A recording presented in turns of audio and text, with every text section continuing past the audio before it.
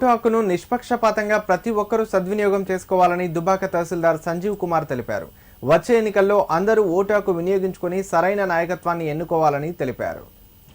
సిద్దిపేట జిల్లా దుబ్బాక పట్టణ కేంద్రంలోని ప్రభుత్వ జూనియర్ కళాశాల కేసీఆర్ స్కూల్లో ఇంటర్ విద్యార్థులకు ఓటు హక్కుపై అవగాహన కల్పించారు.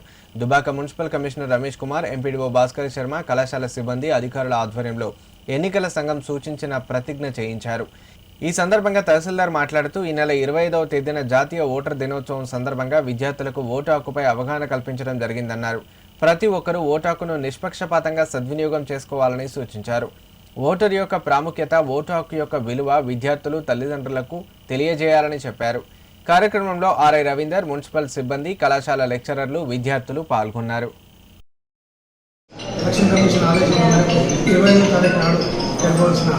జాతీయ ఓటర్ల దినోత్సవాన్ని పురస్కరించుకుని చేయవలసిన ప్రతిజ్ఞను ఈరోజు ఎలక్షన్ కమిషన్ ఆదేశాల మేరకు మన జూనియర్ కాలేజీలో నిర్వహించడం జరిగింది. ఇటు దానిలో ఓటర్ యొక్క ప్రాముఖ్యత, మన వేసే ఓటర్ యొక్క విలువ అనే విద్యార్థులు తెలియపరిచి వారి తల్లిదండ్రులు కూడా నిష్పక్షపాతంగా వచ్చే ఎన్నికల్లో ఓట్లు వేసి సరైన నాయకుని ఎన్నుకోవాల్సిందిగా ప్రజలకు తెలియపరచడం. అదేవిధంగా ఎన్నికల కమిషన్ గారు నిర్దేశించినటువంటి ప్రతిజ్ఞను పిల్లల చేత చదివి